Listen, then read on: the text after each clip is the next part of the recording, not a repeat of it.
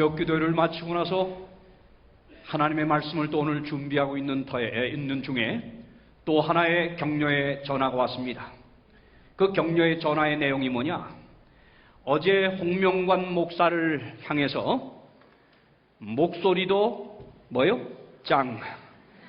또 뭐요? 얼굴도 짱.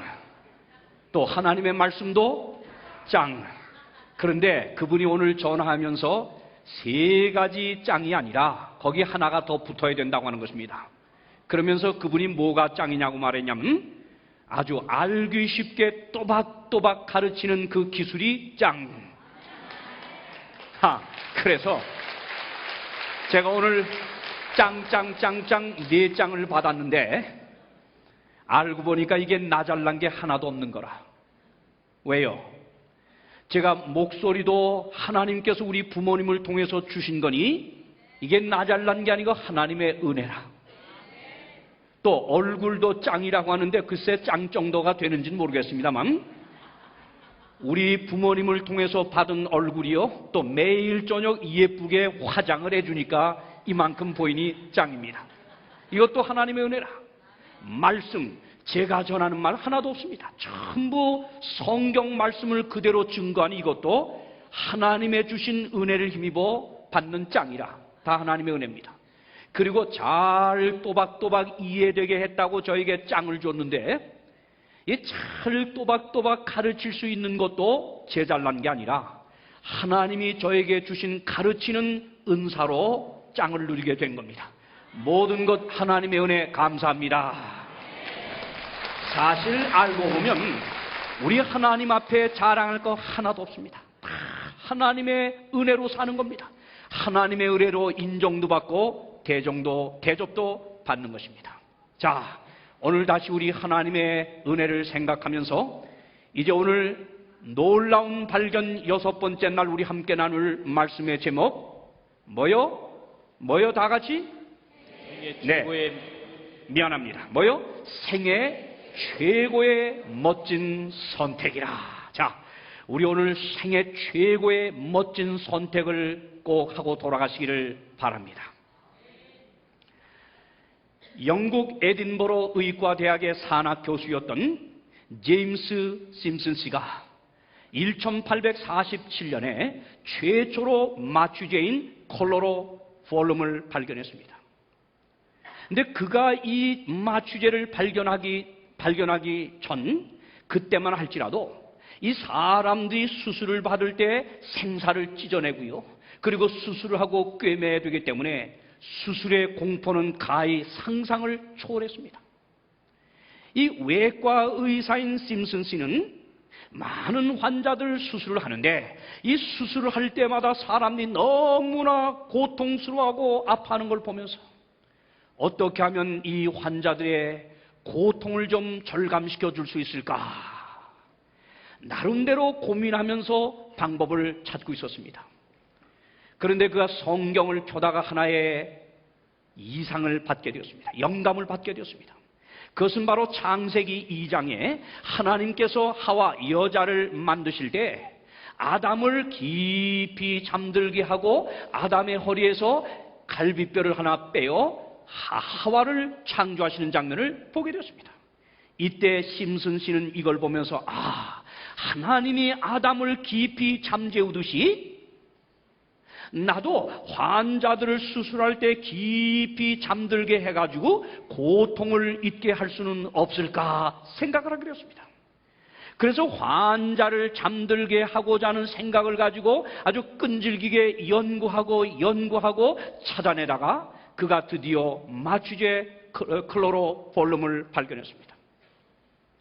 그런데 여러분, 이렇게 발견된 이 마취제가 1853년 그 당시 영국의 여왕 빅토리아 여왕 때 그의 8번째 아들 왕자를 탄생할 때였습니다. 그때 바로 존 스노라고 하는 의사가요 8번째 왕자 레오폴드가 태어날 때 바로 이 분만할 때 말입니다. 이 마취제를 처음 썼는데 드디어 무통분만에 성공을 하게 되었습니다. 이러면서 공식적으로 공인을 받게 되자 심슨은 스코틀랜드 출신 의사로서는 아주 최고의 칭호를 받는 Sir, 뭐지요? 경이라고 하는 칭호를 받게 되었습니다. 그런데 그가 1870년에 죽게 되었을 때는 모든 대학이 휴교령을 내리고요. 그리고 증권 거래소까지 다 거래를 멈추고 상업 활동도 다 중단을 시키고요. 그의 장례식은 최고의 장례로 베풀어지게 되었습니다. 그런데 이 심슨이 죽기 얼마 전에 제자들이 찾아와서 질문을 던졌습니다. 선생님의 인생 중에서 발견한 것들 중에 제일 위대한 발견은 무엇이라고 생각하십니까? 이렇게 물었더니 이 심슨이 뭐라고 답했을까요?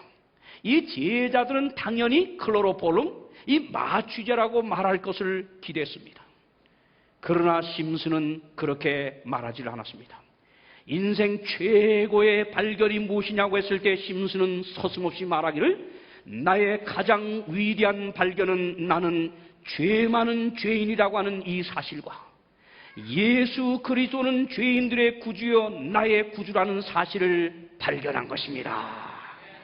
이것이 자기 인생의 최고의 발견이라고 이 제임스 심슨은 말씀을 했는데 오늘 이 자리에 오신 여러분은 여러분의 살아온 지금까지의 인생 중에서 무엇이 최고의 발견이었습니까? 무엇이 최고의 발견이었습니까? 자, 여러분 오늘 성경은 우리를 가리켜 말하기를 다 뭐라고 말해요? 에베소 2장 1절 말씀 다 같이 한번 읽어봅시다. 뭐라 그래요? 에베소 2장 1절 시작. 우리가 다 본질상 진노의 자녀라. 네, 성경은 우리가 다 뭐요? 본질상 뭐다? 진노의 자녀라고 말합니다.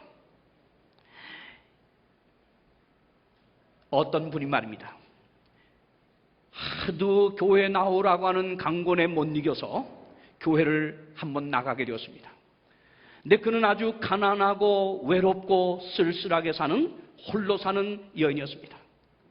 근데 교회에 나오면 많은 교인들이 친구 같고 가족 같아서 외로움도 없고 쓸쓸함도 없고 또 어려운 일이 생기면 교인들이 저마다 가족처럼 도우니 어려운 일이 당해도 문제가 없겠고 교회 나오라고.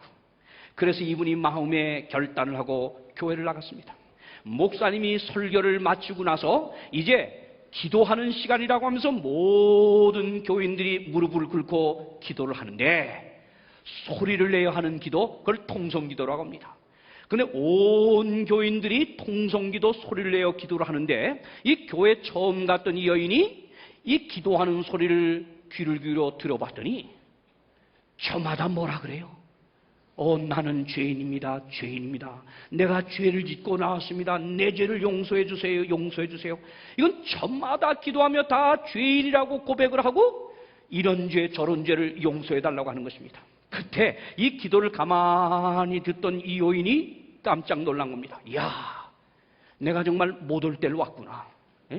이렇게 죄를 지은 죄인들이 득실거리는 이 장소에 내가 오다니 여기 더 오래 머물다간 나도 죄인이 되겠다. 안 되겠다. 빨리 나가자. 그리고 달아났습니다. 여러분, 사람들이 교회에 나오면 아주 낯설게 듣는 용어 가운데 하나가 뭐요? 죄. 또 뭐요? 죄인이라고 하는 용어입니다. 목사님이 설교할 때도 이런 용어를 아주 많이 사용을 합니다. 그런데 성경은 우리를 가리켜 말하기를 우린 본질상 진노의 자녀, 이 죄의 자녀라고 하는 것입니다. 우리는 아주 본질적으로 죄의 본성을 갖고 태어난 죄인이다. 그래서 의인은 없나니 뭐요? 하나도 없다. 로마서 3장 10절 말씀했습니다. 자, 그럼 묻겠습니다. 여러분, 죄를 지었기 때문에 죄인입니까? 아니면 죄인이기 때문에 죄를 짓습니까? 자, 어떤 분이 한번 말해보세요. 뭐가 맞습니까? 예? 네. 뭐 이것도 저것도 맞을 수가 있어요. 왜? 이 세상에서는 상식적으로 죄를 져야 그 사람을 뭐라 그래요? 죄인이라고 합니다. 그런데 성경은 죄를 지은 결과를 가지고 죄인이라고 하는 게 아니라 일단 이 세상에 응아하고 태어나면 그 태어난 핏덩어리부터 뭐요? 죄인이라고 하는 겁니다. 아주 본질상 죄인이라고 하는 것입니다. 이 악한 죄의 본성을 갖고 인간은 태어난다고 하는 것입니다. 그래서 성경 요한복음 8장 39절은 뭐라고 말하냐? 너희는 너희 아비 누구에게서 났어요? 마귀에게서 났다. 에? 너희 아비의 욕심을 따라 너희도 그렇게 행하고자 하느냐? 참 실감나는 말입니다. 요즘 이 세상에 죄짓고 방탕하고 정말 나쁘게 사는 사람들의 모습 보면 여러분 마귀를 꼭 보는 것 같습니다. 마귀를 보는 것 같습니다. 그래서 우리 못된 자식 보면 뭐라 그래요? 저거 누구 닮아 저렇게 저 못되냐고, 제 애비 닮아 저렇다고 그런 말 하죠. 그런데 오늘 인간들이 누굴 닮았다? 다 같이 누굴 닮았다? 마귀. 아담이 죄 짓고 타락하면서 하나님 중심으로 지어진 인생이 내가 하나님이 되겠다는 엉뚱한 마음을 먹고 이 빗나가 버리며 타락한 다음에 인간은 이 죄의 본성, 악한 본성을 갖고 태어나가지고 살아가는 모습 하나하나 자체가 전부 죄 짓고 살아가는 모습인 것입니다. 여러분, 아프리카에서 이 선교하던 선교사가 이 표범 새끼 2마리를 얻게 되었습니다. 근데 이 표범 새끼, 표범만이 그렇습니까? 호랑이 사자다 그렇죠. 이 어린 새끼 때 얼마나 귀엽습니까? 그러니까 이 선교사가 이 2 표범 새끼를 갖다가 집에서 키우게 되었습니다. 온 사랑을 쏟으면서요. 그리고 어린 자기 자녀들하고 놀고 자라게 그렇게 했습니다. 생고기도 먹이지 않고, 그리고 아주 이 표범 새끼가 자라는 걸 좋아하면서 가족들이 아주 한 가족처럼 자라게 되었습니다. 근데 어느쯤 자라게 되었을 때 아프리카 그 동네 사람들이 와가지고 선교사님, 더 이상 키우다가는 큰일 납니다. 그것은 표범입니다. 빨리 자연으로 돌려보내세요. 우리가 키우는 이 표범은 생고기도 안 먹고 피맛도 보지 않아서 이 표범은 안전할 겁니다. 웬걸? 얼마쯤 지났는데 자녀들하고 놀던 표범이 갑자기 본성이 발동했습니다. 그 어린아이의 팔을 무는 순간 피가 흘리자 피맛을 보자마자 이 표범이 드디어 발동이 걸렸습니다. 아이를 막 물어뜯고 아주 그냥 난장판을 만들어 옵니다. 이걸 보고 선교사 부부가 달라붙어 표범을 말리지만 아랑곳없이 어른까지 막 물어제꼈습니다. 표범은 표범입니다. 아무리 생고기를 안 먹이고 정말 사랑을 쏟아주고 잘 기를 들였다고 할지라도 표범이 고양이가 되는 게 아닌데 여러분요. 표범 새끼는 표범이요, 사자의 새끼는 사자입니다. 마찬가지로 아담 이후로 죄 가운데 태어난 인생들은 이 본질상 이 죄의 본성을 갖고 태어났기 때문에 우리는 죄인일 뿐입니다. 죄인입니다. 그래서 여러분, 인생들 성장하여 갈 때 그 짓는 죄의 꼴들을 보면 정말 상상을 초월하지 않습니까? 우리 저 히틀러 같은 사람이 저지른 일을 보면 이 인간의 죄의 본성이 무슨 일이라도 할 수 있다고 하는 걸 깨닫게 됩니다. 그런데 히틀러는 그렇다 할지라도, 우리 어른들은 그렇다 할지라도 여러분, 빵긋 웃는 이 어린아이를 바라보면서 이 아이를 보고 죄인이라고 할 사람이 있어요? 어디? 있어요? 있어요? 없어요? 이렇게 천진난만하게 빵긋빵긋 웃는 아이를 보고 우리가 죄인이라고 말할 수가 없습니다. 그런데 여러분, 이 아이의 속에 죄의 본성이 있을까요? 없을까요? 조금만 키워보면 아시죠? 벌써 1년만 지나면 그 본성이 어떻게 보여지는지 여러분 경험 다 했죠? 우리 큰아이가 지금 29살, 둘째 딸아이가 27살입니다. 근데 이 아이들이 3살, 1살 됐을 때 우리 작은아이가 아짱아짱 걷는 연습을 하면서 걷다가 그만 넘어져서 피아노에 이마가 부딪혔어요. 혹이 막 튀져나왔어요. 그래서 그냥 우리 집사람하고 제가 너무 놀래서 은경아 하면서 그 아이를 가슴에 막 안고 품에 안고 올리니까 이걸 가만히 보던 우리 큰아이 우리 은정이가 3살 때입니다. 그걸 가만히 보더니 무슨 생각을 했는지 피아노로 냅다 뛰어가더니 지맛박을 갖다 피아노에다 꽝 봤더니 나가 떨어집니다. 그리고 뭐예요? 앙앙 웁니다. 왜 그렇습니까? 동생이 피아노에 부딪혀서 넘어지니까 엄마 아빠의 품을 다 독차지하는 것에 대한 시기, 질투가 생겼습니다. 그거 배워서 하는 겁니까? 아니에요. 이것이 자라면, 이 자라면서 그 아이에게서는 상상도 할 수 없는 죄의 본성이 그대로 표출됩니다. 이게 사람이요. 사람이요. 그래서 본질상 우리는 죄인이라 했는데, 여기 성경은 그러므로 이런 사람은 거짓말쟁이라 그랬어요. 요한일서 1장 8절 다 같이 큰 소리 읽겠습니다. 시작. 만일 우리가 죄 없다 하면 스스로 속이고 또 진리가 우리 속에 있지 아니할 것이요. 만일 우리가 죄 없다 하면 스스로 뭐 하는 자요? 속이는 자요. 예. 여기 세상에 죄 없다 할 자 아무도 없어요. 이 본성 자체가 죄인이다, 죄인이라. 예, 죄인이라. 그러므로 이 본질이 죄의 본성을 갖고 태어난 자이기 때문에 여러분 잘 들으세요. 아무리 높은 교육을 받고 수양을 받는다고 해도 또 수도를 받는다고 할지라도 착한 일을 아무리 열심히 한다고 할지라도 고행을 한다고 할지라도 본질이 결코 바뀌는 건 아닙니다. 그래서 그 유명한 성철 스님이 말입니다. 예? 죽기 전에 한 말이 유명한 말이죠. 예? 자기가 죄를 안 져보려고, 예? 죄를 생각하지 않으려고 아주 철망을 쳐놓고 모든 인간과 관계를 끊고, 예? 정주와 불하고 8년, 예? 요렇게 꼬고서 앉아서 8년 눕지도 않고 자면서 그런 고행과 수도를 하면서 죄를 안 지려고 했답니다. 그런데 그가 죽을 때 그 유명한 성철 스님 뭐라 그랬어요? 내가 그렇게까지 하며 죄를 안 지려고 했건만 오늘 죽는 이 순간 생각해보니 내가 지은 죄가 수미산보다 높구나. 무슨 수도를 해서 되는 게 아니에요. 교육을 받아야 되는 것도 아닙니다.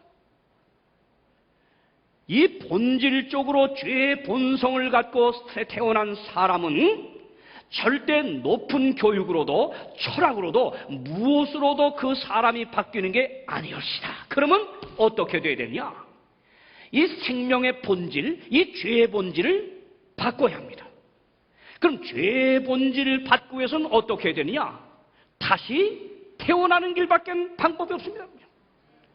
그러면 어떤 수도로도 수양으로도 또 아무리 높은 교육, 철학에 심취한다고도 안 되는 이 인간 본질에 변화하는 이 다시 태어나는 수밖에 없는데 그러면 어떻게 사람이 다시 태어날 수 있냐? 죄의 자손으로 태어난 우리가 하나님의 자녀로 태어나야 되는데 다시 태어나야 돼요. 이것이 바로 예수님께서 니고데모와의 대화에서 가르쳐준 사람이 거듭난 경험을 꼭 가져야 된다고 하는 것입니다. 무슨 경험이요?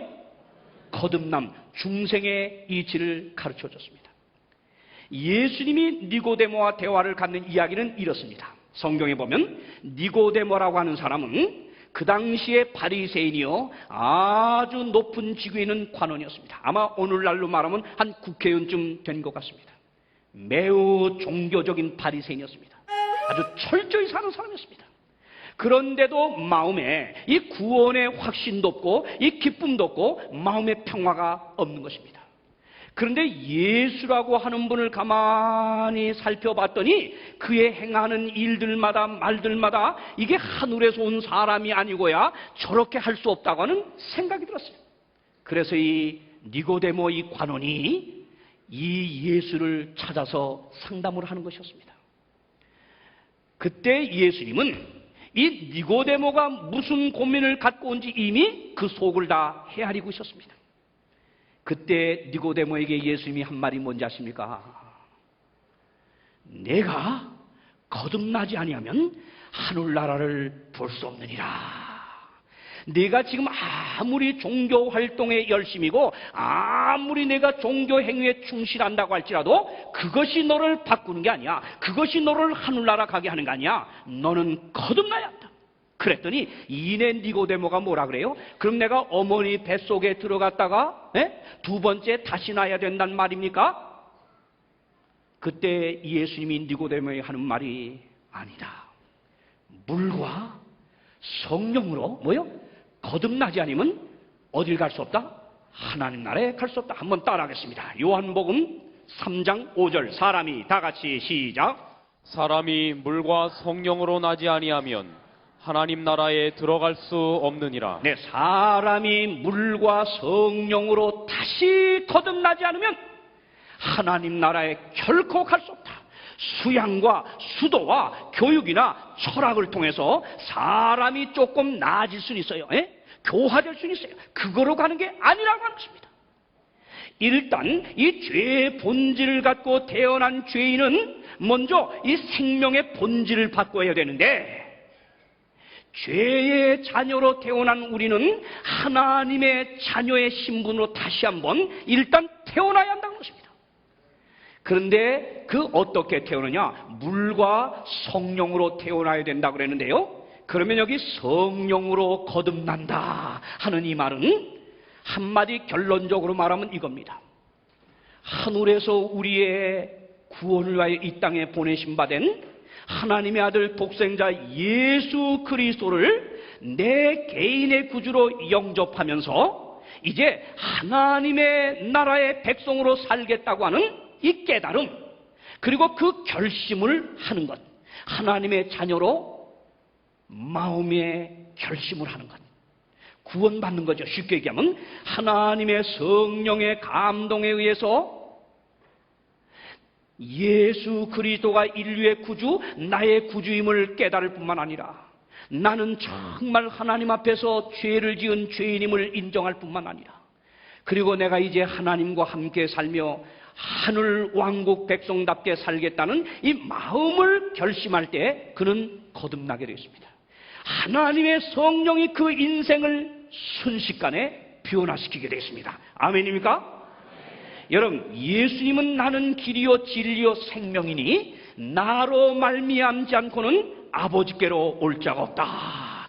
여기 예수님은 다른 종교들처럼 구원을 향하여 가는 여러 길 중에 하나가 나를 믿는 길이 하지 않았습니다. 내가 길이다. The only way. 유일한 길이다. 나를 통하지 않고는 아버지 하나님께 절대 갈 수 없다. 여러분, 엄청난 선언 아닙니까? 이런 선언을 하신 예수님께서 영접하는 자, 곧 그 이름을 믿는 자들에게는 하나님의 자녀가 되는 권세를 주었다 그랬는데요. 자, 그러면 우리가 예수 그리스도 하나님의 아들 내 개인의 구주로 깨닫고 그분을 영접해서 하나님의 자녀로 거듭난다고 하는 것은 이게 사람의 의지로 되는 게 아닙니다, 여러분요. 아멘입니까? 절대 사람의 의지로 되는 게 아닙니다. 이건 하나님의 신, 하나님의 성령이 감동하여 우리를 깨우쳐 이끌지 아니하면 절대 깨달을 수가 없는 진리입니다. 만약에 인간의 지식으로 이걸 깨달을 수 있다고 하면 학문 높은 저 서울대, 연대, 고대 출신 이런 엘리트만이 구원을 받을 것입니다. 그런데 하나님의 구원의 진리는 그렇지 않아요. 무식한 자나 많이 배운 자나 있는 자나 없는 자나 구별하지 않고 하나님의 성령께서 그 영혼을 감동시키고 깨우치면 서울대학 나온 사람이 못 깨닫는 것까지도 성경의 진리는 성령의 감동으로 깨달을 수가 있습니다, 여러분. 이 놀라운 하나님의 진리를 깨닫는 자체가 바로 성령의 인도하심입니다. 아멘이요. 여러분이 이번 이 놀라운 이 발견, 이 성회에 오셔서 하나님의 말씀을 매일 저녁 깨닫는 바가 정말 있다고 하면, 그래서 마음이 즐겁고 마음이 행복하고 그래서 여러분 마음이 하나님께 이끌린다면 그건 분명히 지금 성령께서 여러분 마음속에 역사하고 있는 증거입니다, 여러분요. 우리가 할 일은 그런 감동이 있고 그런 깨달음일 때 이제는 놓치지 말고 선택을 해야 합니다. 붙들어야 합니다. 하나님을 향하여 감사합니다. 이 무지한 죄인 깨우쳐서 과거에 알지 못한 하나님의 말씀 진리를 깨달아 이제 하나님 말씀으로 가까이 가게 하시니 감사합니다. 내가 이제 하나님 말씀대로 살고 싶습니다. 날 좀 받아주세요. 이 선택은 여러분과 제가 해야 합니다. 자, 그러기에 뭐라 그래요? 고린도전서 12장 3절 다 같이 한번 읽읍시다. 시작. 성령으로 아니하고는 누구든지 예수를 주시라 할 수 없느니라. 뭐요? 성령으로 아니하고는 그러니 뭐요? 누구든지 예수를 뭐요? 주라 할 수 없느니라. 전 제가 하나님의 진리를 깨닫고 하나님의 자녀가 된 것만 봐도 이거 기적입니다. 정말 성령의 은혜 아니면 제가 그렇게 될 수가 없었습니다. 제가 18, 19 그 시절에 67년도에요. 이 법대를 가기 위해서 제가 아주 공부에 몰두하고 그 있을 때 전 전혀 교회하고는 상관없던 사람입니다. 관심도 없었습니다. 근데 한 교회인의 강권에 못 이겨 아주 인사차 여러분처럼 이런 집회에 제가 첫날 나왔댔습니다. 첫날 인사차 갔다가 안 가려고 왔습니다. 그런데 첫날 하나님의 말씀을 생전 처음 접하면서 제게 깨달음이 왔습니다. 인생이 무엇인가? 내가 이렇게 공부 열심히 해서 법대를 가서 판사가 돼서 돈을 벌고 명예를 누리고 살다가 그 다음에 떵떵거리고 살다 마지막 인생의 황혼이 다 짙어져 죽으면 어디로 갈 것인가? 한 번도 생각해보지 않은 질문이 일어나면서 이 질문에 대한 답을 찾고자 둘째 날, 셋째 날, 넷째 날 참석하다가 저는 인류의 구주 예수가 나의 구주로 이 땅에 오셨다는 걸 깨닫게 되었습니다. 그리고 나는 얼마나 부모의 속을 속이고 남의 눈을 피해서 나쁜 짓을 많이 한 죄인임을 깊이 깨닫고 회개를 하게 되었습니다. 여러분, 바로 이런 것이 정말 어떤 가르침으로도 될 수 없는 하나님의 성령으로만 깨우쳐질 수 있는 하나님의 은혜임을 믿으시기를 간절히 바랍니다. 그러므로 이 저녁 여러분이 깨달은 바가 생길 때는 하나님의 성령의 역사임을 알고 하나님께 감사하시기를 바랍니다. 기독교는 뭐요? 생명의 종교입니다. 기독교가 무슨 종교요? 이 못되게 태어난 사람 좀 훈련시켜서 좀 착한 사람 만드는 이 도덕적인 종교가 아니에요. 여러분, 기독교는 무슨 종교냐? 죄 가운데 태어나 죄의 본성을 가지고 이 악에 휩쓸려 죄의 열매를 먹고 살다가 이 죽을 수밖에 없는 죄인을 본질을 바꿔서요, 죄와 허물로 죽은 우리를 예수의 십자가의 은혜를 통해서 우리를 다시 살려가지고 하나님의 자녀로 만들어서 하늘나라 살기에 합당한 사람으로 바꾸는 생명의 종교임을 깨닫길 바랍니다. 예수는 내가 길이요 진리요 생명이라고 했어요. 예수를 믿으면 예수의 그 생명이, 영생하는 그 생명이 내 안에 신비롭게 작용합니다. 작용합니다. 틀림없습니다. 전체 삶으로 증거할 수 있습니다. 그러면서 어떤 수양과 노력으로 안 되는 이 놀라운 변화가 그 삶 속에 일어날 수가 있는 것입니다. 여러분. 이런 기적적인 변화의 경험이 일어나는 건 너무나 세상에 많은데, 우리 찬송가 405장, 우리 그 찬송가 작사하신 이 존 뉴턴이라고 하는 분 알지요? 이분의 변화된 삶을 보면 정말 이건 기적입니다. 그리고 거듭남 중생의 경험, 이 기독교의 생명의 종교가 무엇인지를 알 수가 있습니다. 뉴턴은요, 그는 노예 선박을 이끌던 사람이었습니다. 선장이었습니다. 그런데 얼마나 선장이 되기 전까지 그는 나쁜 짓을 많이 했느냐. 정말 개집질하고 술 마시고 아주 방탕하고 얼마나 나쁘게 산지 모릅니다. 군대 시절에는 탈영병이 되어가지고 중범죄로 교도소 생활도 오랫동안 하고요. 정말 나쁜 짓을 많이 했습니다. 나쁜 사람이었습니다. 그런데 노예를 실현하는 선박 선장으로 일하다가 그 노예 매매상들이 보니까 노예를 아프리카에서 싸게 사다 유럽과 미국에 넘기는데 아주 비싼 돈으로 팔아넘기는 걸 보면서 아, 저렇게 하면 돈 벌겠구나. 그래서 노예 선장의 일을 관두고 노예 매매업자가 되었습니다. 그러는 아프리카에서 노예들을 싸게 사서 배 태우고 바다를 건널 때 폭동 일으킬까봐 전부 이 착고에 묶어놓고요. 조금이라도 반항하면 채찍으로 막 갈겨 때리면서 아주 무자비한 삶을 샀습니다. 그리고 돈을 벌어 방탕한 생활을 계속했습니다. 그러던 이 뉴턴, 아무도 가까이 하지 않으려고 했던 무서운 뉴턴. 그런데 그가 토마스 아킨포스의 그리스도를 본받아라고 하는 책을 읽게 되었습니다. 그리고 하나님의 말씀 성경을 읽어 내려가면서 그는 드디어 깨달은 게 자기가 살아온 그 삶이 얼마나 못되고 악한 삶임을 그때 깨닫게 됩니다. 그러면서 자기의 삶을 진정으로 그리스도 앞에 회개하고 거듭나기로 그는 결심을 하고, 그가 주님 안에서 새로운 경험을 가진 다음에 목사가 되었습니다. 복음을 전하는 목사가 되었습니다. 그의 옛 친구들, 노예상들이 와가지고 변화된 뉴턴에게 어찌 된 일이냐고 물었을 때, 나는 바로 아프리카의 맹수와 같은 사람이었다고. 내 배를 제거해서 닥치는 대로 약한 짐승을 잡아먹던 맹수와 같은 인생이었는데, 예수에 사로잡혀서 내 인생은 완전히 죄의 허물로 죽었던 상황에서 하나님의 아들로 나는 다시 거듭났다고, 태어났다고.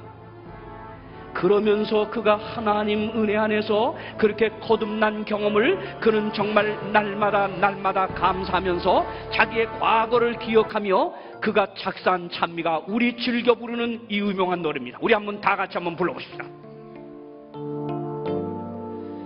자, 큰 소리 한번 부르겠습니다. 시작. 나 같은 죄인 살리신 주의 놀라워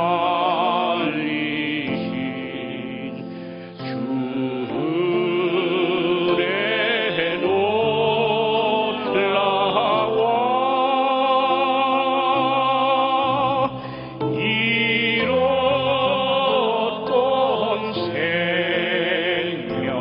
찾아도 광명을 얻었네. 여러분, 나 같은 죄인 살리신 주 은혜에 놀라워. 기독교는 죽은 사람을 살리는 종교입니다. 아멘입니까? 잃었던 생명 찾았다. 그렇습니다. 죄로 인하여 잃었던 생명을 찾고 하늘의 새 생명 광명을 주시는 종교, 이게 바로 기독교입니다, 여러분. 물로 거듭나는 건 뭐냐? 이렇게 하나님의 아들을 개인의 구주로 영접하고 이제 하나님의 백성이 되겠다고 하는 이 결심을 하나의 공적인 표로서요, 고백으로서 보여주는 침례를 말합니다. 물과 성령으로 거듭나야 된다. 그렇다면 이 침례는 거듭남에 있어서 꼭 받아야 된다고 하는 것입니다. 자, 여기 보세요. 성령으로 그리스도를 깨달아 하나님의 자녀가 되었으면 이제 물로 꼭 침례를 받아야 된다 그러는데, 보십시오. 성경을 회개하라, 천국이 가까웠다. 예수가 이 땅에 오셔서 봉사 사업을 시작하려고 할 때 침례 요한이 사람들에게 외쳤습니다. 사람들이 이 기별을 듣고 회개하는 사람들이 다 하나같이 줄을 이어 침례를 받게 되었습니다. 정말 회개를 하는 사람이면 예수께 자기 삶을 바치는 공적인 표로 침례를 받는 것입니다. 예수님께서도 이 땅을 떠나실 때 뭐라고 당부를 하셨느냐? 그러므로 너희는 가서 모든 족속으로 모여 제자를 삼아 아버지와 아들과 성령 이름으로 사람들에게 뭘 주라? 침례를 주라. 예수 명령입니다. 그리고 또 가라사대 너희는 천하 만민에게 복음을 전파라. 그 다음 뭐요? 믿고, 다 같이 믿고 뭐요? 침례를 받는 사람은 뭐를 얻을 것이요? 구원을 얻을 것이요. 구원을 얻는다. 구원을 얻는다. 믿고 믿음으로 끝나는 게 아니라 침례를 받아야 된다는 것입니다. 자, 사도들도 예수님의 이 명령을 그대로 받아가지고 그들이 복음을 전할 때 보십시오. 저희가 이 말을 듣고 마음에 찔려 베드로와 다른 사도들에게 물어 가로되 형제들아 우리가 어찌할꼬 하거늘 베드로가 가로되 너희가 회개하여, 그 다음 말씀 뭐예요?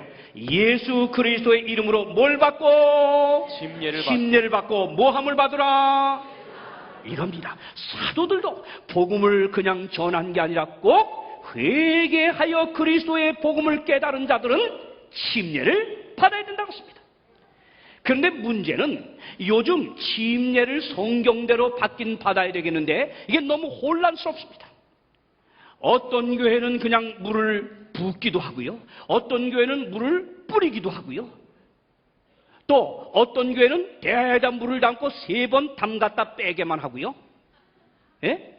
소금으로도 하고요. 기름으로도 하고요. 포도즙으로도 하고요. 참 별 방법이 다 있습니다. 어떤 미국에서는요, 어느 교회에서는 한 2,000명을 침례를 주는데 어떻게 준지 아십니까? 소방서에 소방차를 불러가지고 소방호수로 2,000명 세워놓고 쫙 뿌리고 침례를 선언해 버렸답니다. 이거 될 말입니까? 왜 이렇게 돼갑니까? 왜 이렇게 돼가는 것입니까? 하나님의 말씀 성경에서 예수님이 친히 침례의 모범을 보이고 그 다음 사도들이 행하고 제자들이 행했던 이 침례를 분명히 성경이 가르쳐줬고 또 그 침례가 갖고 있는 깊은 의미를 가르쳐줬건만 사람들이 이거를 따르지 않은 것입니다. 사람의 생각이 여럿이다 보니까 제 생각대로 여러 방법들을 편리한 대로 만들어낸 것입니다. 자, 우리는 여기 보십시오. 예수님은 침례를 받으시고 물에서 올라왔다 했어요. 물에서 올라왔다는 말이 뭐예요? 물에 잠긴 것입니다. 요단강가에. 네. 또 침례 요한도 살렘 가까운 에논에서 침례를 주니 거기 뭐가 많더라? 요한복음 3장 23절 뭐가 많더라? 물이 많더라. 여러분 물을 이렇게 뿌리거나 조금 붓거나 이렇게 찍어준다면 뭐하러 물이 많을 이유가 뭐가 있겠습니까? 예? 물이 벌써 많다고 하는 이유가 뭐예요? 물에 잠길 필요가 있어서 침례 잠길 필요해서 많은 물을 택했습니다. 또 사도들이 한참 침례를 행할 때 이 한 사건이 나오는데요. 에티오피아에서 온 그 에티오피아 여왕 간다게의 국거를 맡은 넷이라고 하는 사람이 마차를 타고 가다가 이사야서를 읽다 마음이 뜨거워졌어요. 빌립이 거기에 대한 설명을 해줬어요. 가슴이 뜨거워졌어요. 내게 침례를 달라 하면서 여기 뭐요? 물이 많으니 침례를 왜 못 받겠냐 하고 둘이 물에 내려가 빌립이 침례를 주고 둘이 뭐요? 물에서 뭐 했다? 올라왔다고 했습니다. 자, 우리가 이것뿐이 아니라 기독교 역사를 한번 찾아보면 빌립보 교회당을 가보면 4세기, 5세기 때 유족들 가보면 물에 잠기는 저런 침례탕이 지금도 있습니다. 로마 라테란 대성당에 들어가 보면 그 성당 안에 이 과거에 베풀던 침례탕이 거기 있습니다. 러시아 붉은 광장 성 마젤 성당에 가보면 거기도 역시 침례받는 그림이 나오는데요. 1088년도에 여기 블라디미르 대왕의 침례받는 그림이 거기에 가도 있습니다. 또 제네바 세계교회 협의회에 있는 4세기경에 그려진 예수 침례 그림이 제네바 세계교회 협의회에 가도 있는 것입니다. 이렇게 역사는 계속 침례, 물에 잠기는 성서적 침례를 가르쳐 줍니다. 성경으로 침례란 말은 원어 바티조라고 하는 헬라 말인데 여기서 영어가 발음을 그대로 따라 베프티즘이라고 합니다. 베프티즘. 그래서 이 뜻은 담그다, 잠그다, 푹 집어넣다. 옷감을 갖다 염료에다 집어넣어서 물감에다 완전히 염색돼 나올 때 쓰는 말이 바프티즘입니다. 그러면 우리는 침례가 그냥 물을 뿌린다거나 물을 바르는 거 이거와 달리 잠긴다는 걸 분명히 확인할 수 있습니다. 그래서 사도 바울도 마지막 때 이런저런 사람이 침례의 의미를 망각시키는 여러 침례 방법이 나올 걸 아시고 뭐라 그랬어요? 에베소 4장 5절 다 같이 시작. 주도 하나이요 믿음도 하나이요 침례도 하나이요 하나님도 하나이시니 곧 만유의 아버지시라. 뭐요? 주도 하나요 믿음도 하나요 다 같이 그 다음 뭐도 하나다? 침례도 하나이요 하나요 하나. 절대 소방대 부르면 안 돼요. 호수로 물 뿌리면 돼야 안 돼요? 돼야 안 돼요. 대야에다 물 담아놓고 3번 담그면 돼야 안 돼요. 물을 갖다 이마에 잡다 이렇게 찍으면 돼야 안 돼요. 뿌려도 안 되고 부어도 안 돼요. 분명히 성경은 침례가 몇 개다? 하나. 예수님이 가르쳐주고 이 사도들이 가르쳐준 성경적 침례는 완전히 물에 잠겼다 나오는 거예요. 그런데 이게 잘 되오다 누가 이렇게 요걸 망가뜨리기 시작했느냐? 여기 캐톨릭의 제임스 기본스의, 자 보세요, 우리 교부들의 신앙이라고 하는 이 글을 읽겠습니다. 우리 목사님 한번 읽어주세요. 기독교가 세워진 이후 몇 세기 동안 침례는 물에 잠기는 방법으로 시행되었다. 그러나 12세기 이후 로마 가톨릭 교회 내에서는 물을 붓는 침례 관습이 물에 전신을 담그는 침례보다 더 용이하다는 이유로 우세하게 되었다. 교회는 시간과 장소에 따라 가장 편리한 방법을 채택하는 일에 그 재량권을 행사한다. 뭐라고요? 12세기까지 잘 예수님 방법대로 하던 것을 이 로마 가톨릭 교회가 이거 좀 번거롭지 않냐? 좀 쉬운 방법을 하자. 이게 전부 인본주의인 것입니다. 하나님 말씀을 보고 하나님의 가르치신 대로 명하신 대로 하면 결코 이렇게 혼란할 일이 없는 걸 여기서부터 바꾸기 시작했습니다. 그래서 간략하게 물 대야에 좀 떠놓고 이렇게 찍어서 뿌리면 됐다. 편리함이었습니다. 그러나 여러분이요, 이 침례가 가지고 있는 의미를 생각한다고 하면 절대 편리함을 가지고 말할 수가 없음을 여러분은 깨달을 것입니다. 침례의 정말 그 깊은 의미가 뭐냐? 첫째는 침례는 출생입니다. 요한복음 3장 3절 읽겠습니다. 시작. 예수께서 대답하여 가라사대 진실로 진실로 내게 이르노니 사람이 거듭나지 아니하면 하나님 나라를 볼 수 없느니라. 사람이 거듭나야 하나님 나라를 볼 수 있는데 사람이 거듭나기 위해서는 물과 다 같이 뭐요? 성령으로 나야 한다 그랬습니다. 아멘.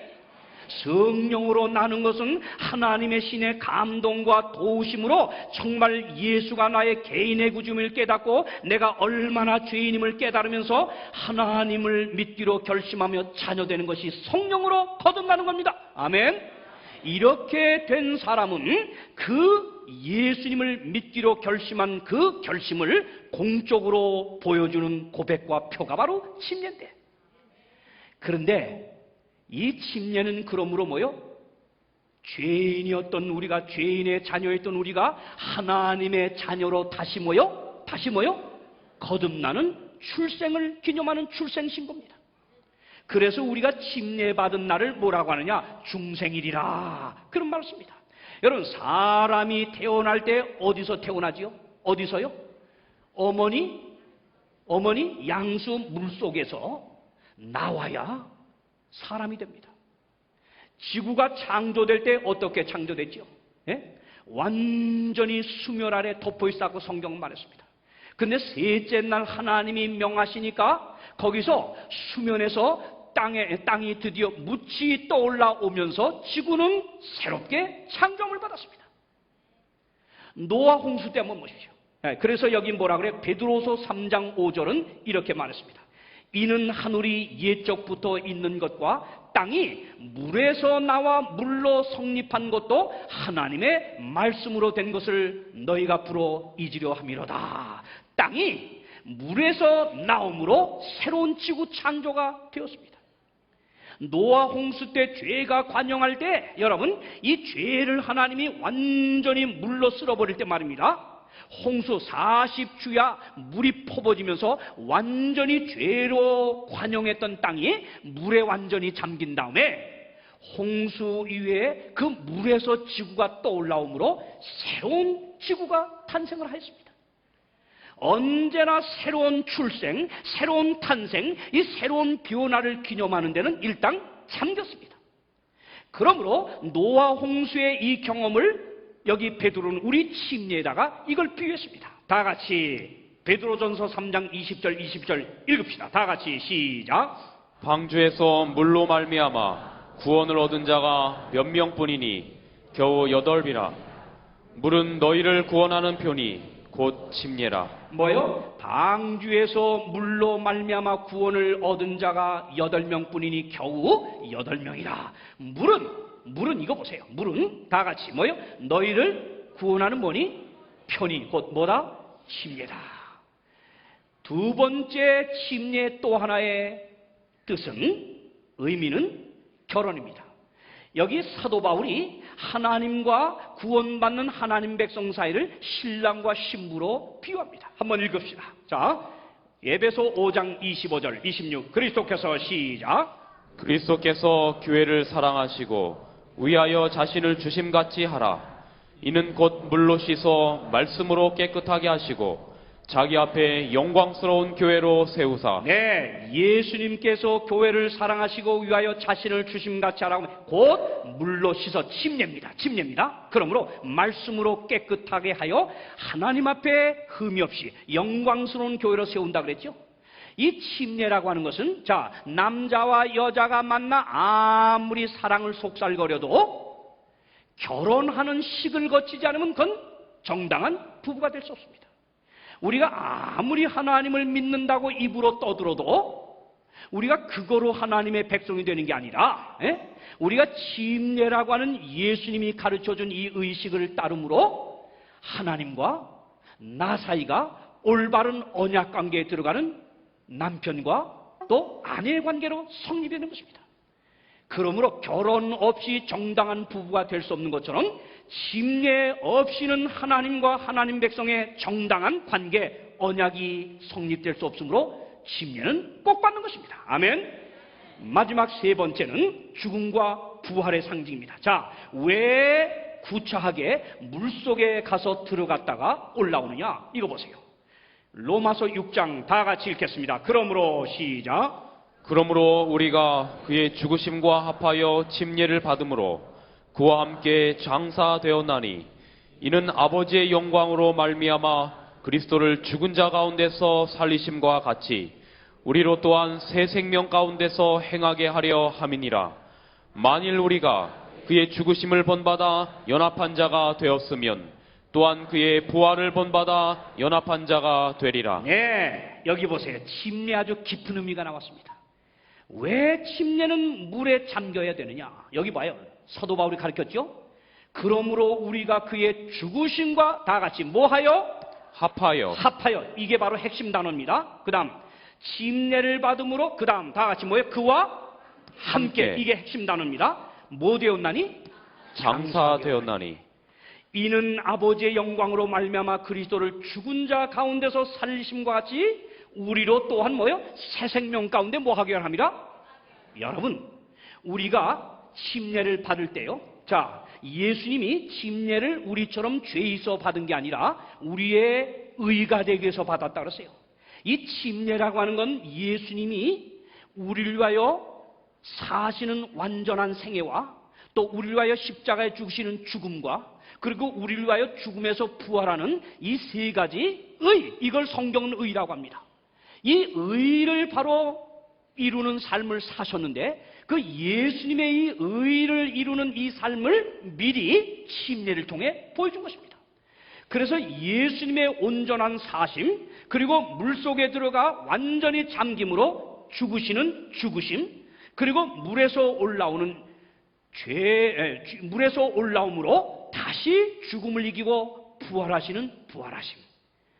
이 예수님의 이 침례는 우리가 합하여 침례를 받을 때 예수님의 완전한 삶과 그분의 십자가에 죽으신 의와 그리고 부활하신 이 모든 것이 우리 것으로 전가가 되는 것입니다. 그렇기 때문에 주와 합하여 우리는 같이 모여 물속에 들어갈 때 모든 지금까지 살아온 죄의 삶이 다 장사되는 겁니다. 아멘? 아멘입니까? 그리고 물에서 올라올 때는 예수님의 부활을 본받아 우리도 새로운 사람으로 본질이 바뀌면서 죄의 자녀가 아니라 하나님의 자녀로 바뀌는 겁니다, 여러분. 이래서 주와 합하여 죽고 주와 합하여 다시 산다. 여러분, 정말 그렇다면 이 침례요, 예수님께서 믿는 자에게 꼭 침례를 받고 구원을 받으라고 하는 이 침례, 이 침례는 예수 믿는 믿음의 고백을 이 공적으로 표하면서 예수님과 함께 십자가의 죽으심과 연합하여 나도 죽고 옛사람 죄된 삶을 다 장사 지내고 그 다음 물에서 올라오며 예수님의 부활을 본받아 새로운 사람이 될 때 우리의 삶 속에는 예수의 신비한 영생하는 생명이 들어오는 것입니다. 아멘입니까? 그러므로 성경 베드로전서 3장 21절은 말하기는 물은 예수 그리스도의 부활하심으로 말미암아 이제 너희를 구원하는 편이 곧 침례라. 육체의 더러운 것을 제하여 버림이 아니요 오직 선한 양심이 하나님을 향하여 이제는 찾아가는 것이라. 아멘입니까? 구원하는 표 침례입니다. 여러분, 한 알의 씨앗이 떨어져 썩어지면 무엇이 올라오죠? 싹이 올라옵니다. 왜요? 씨앗 속에 생명이 있기 때문에 그렇습니다. 여러분, 우리가 침례를 받고 하나님의 자녀로 거듭날 때 우리 안에는 예수의 영생하는 생명이 들어앉게 됩니다. 뿌려지게 됩니다. 심어지게 됩니다. 그랬다가 예수님이 영광 중에 이 땅에 오실 때 우리 안에 영생케 하시는 아들의 생명, 예수의 생명이 약속되어 있기 때문에 우리는 그날 영원한 생명으로 우리는 변화된 몸으로 주의 나라에 이르게 될 것입니다. 사랑하는 여러분이시여, 오늘 여러분 정말 이제 여러분 앞에 많은 진리들이 그동안 소개되어 왔습니다. 이제 여러분을 하나님께서 그때마다 진리로 여러분을 깨우쳐 주셨을 줄 믿습니다. 오늘도 여러분의 발걸음이 이렇게 옮겨진 이 사실은 바로 하나님께서 여러분을 부르고 계신다는 성령이 역사하고 있는 증거라고 나는 믿습니다. 여러분, 침례를 받으면 어떻게 되는 것입니까? 세계적인 유명한 전도자 막피니 목사님이라고 하는 분이 계십니다. 그분이 폴란드 레닌글라드에 가서요, 하나님의 말씀을 이처럼 전하고 있었습니다. 그때 그 집회에 참석하신 한 부인이 있었는데 그의 아들이 뇌종양으로 죽어가고 있었습니다. 그런데 이 어머니께서, 이 부인께서 막피니 목사님의 설교한 테이프를 매일매일 구입해다 누워 죽어가는 아들을 듣게 했습니다. 그 아들은 하나님을 믿는 사람이 아니었어요. 나치의 상을 갖고 있었고, 사탄의 재단을 집에 만들어 놓고 아주 세상의 나쁜 일을 따라 살던 그런 청년이었습니다. 그런데 막피니 목사님의 설교 테이프를 듣고 예수님을 발견하기 시작했습니다. 그리고 자기가 얼마나 어리석게 살아온 죄인임을 깨닫게 되었습니다. 그래서 이 아들은 그 막피니 목사님을 좀 만나보고 싶다고 요청을 했습니다. 그래서 이 어머니가 막피니 목사님을 모시게 되었는데 그 막피니 목사님과 성경을 나누면서 뇌종양으로 죽어가는 이 아들이요, 정말 마음에 예수 그리스도를 모시면서 자기는 이제 하나님의 아들이 될 수 있다고 하는 이 확신을 가지면서 기쁨이 샘솟기 시작했습니다. 그리고 며칠이 지났어요. 갑자기 빨리 와달라는 소식을 듣게 되었습니다. 바로 아들이 이제 죽기 2시간 전이라고 하는 것입니다. 거기 바로 주치의가 와 있었는데 이 청년은 이제 2시간 내에 죽는다고 하는 것이었습니다. 그래서 막피니 목사님이 이제 마지막 기도를 이 아들 위해서 드리려고 하는데 이 아들이요, 2시간이면 죽을 운명에 놓인 이 청년이 내게 침례를 주세요. 침례를 가르쳐 주지 않았습니다. 그런데도 그는 성경을 통하여 그 스스로 깨달은 것이었습니다. 내게 침례를 주세요. 나는 죄인임을 인정합니다. 깨달았습니다. 내 죄를 회개합니다. 이제 내 예수님을 내 개인의 구주로 영접하고 죽기를 원합니다. 그러나 이제 죽을 시간이 2시간밖에 안 된 이런 사람을 침례 준다는 건 정말 무리였습니다. 막피니 목사님도 주저됐습니다. 그러나 이 아들은 계속 주세요. 침례 받고 죽기 원합니다. 그래서 이제 탕에 물을 준비해 놓고 이 청년을 이제 여러 사람이 손에 붙들고요, 그리고 막피니 목사님이 특별히 붙들고 그 따뜻한 물 속에다 잠갔습니다. 그리고 그를 올렸어요. 죽어가던 이 청년, 정말 절망 속에 죽을 수밖에 없던 이 청년, 물에서 나오는 순간 나는 살았다. 나에게 영생하시는 예수의 생명이 내 안에 이미 뿌려졌다. 나는 비록 병으로 죽을지라도 나는 영원히 살 것을 믿는다. 그리고 그는 차 한 잔을 달라 그랬어요. 전혀 물 한 모금 마시지 못한 자였는데 차를 한 잔 마시고 나서는 이제는 내가 언제 죽을지라도 나는 두려움이 없습니다. 나는 이제 하나님 안에서 준비되었습니다. 내 안에 예수의 생명이 이미 작동하기를 시작했습니다. 그의 마음엔 기쁨이 솟아올랐어요. 2시간이면 죽는다고 했던 그가 하루가 지나고 이틀이 지나고 일주일이 지나고 2주일이 지나도 그는 여전히 죽지 않았습니다. 3주가 지났습니다. 한 달이 지났습니다. 그는 날로 하나님 안에서 누리는 평화를 경험하면서 그 일생 중에 가장 보람있는 아름다운 열매 맺는 생활을 살 수가 있었습니다. 사랑하는 여러분, 오늘 여러분은 바로 이 청년처럼 지난 과거에 어떤 삶을 살아왔든지 간에 오늘 여러분과 저를 부르시는 그리스도께 내가 내 인생을 주님께 드리기를 원합니다. 나는 죄인입니다. 나는 죄인입니다. 나를 받아주세요. 주님을 나의 개인의 구주로 영접합니다. 여러분이 한 고백을 한다고 하면 여러분은 하나님께서 받아주시는 하나님의 자녀가 될 줄 믿습니다. 더 이상 죄의 자녀가 아니요 의의 자녀요, 더 이상 마귀의 자녀가 아니요 하나님의 자녀요, 더 이상 죄로 허물러 죽은 자가 아니요 여러분은 영원히 사는 영생의 사람이 될 것입니다. 여러분이 아름다운 침례에 여러분 삶을 드리지 않겠습니까? 나는 이번에 말씀을 들어 처음 오셨던 여러분들이요, 그리고 혹 다른 교회를 다녔을지라도 성경적인 침례를 받지 아니하신 분들이요, 정말 내가 예수님이 가르쳐준 성경의 침례를 침례답게 살고 새 출발하겠다고 하시는 분들이요, 오늘 그런 분들은 주저함이 없이 주님께 여러분을 바치시기를 간절히 바랍니다.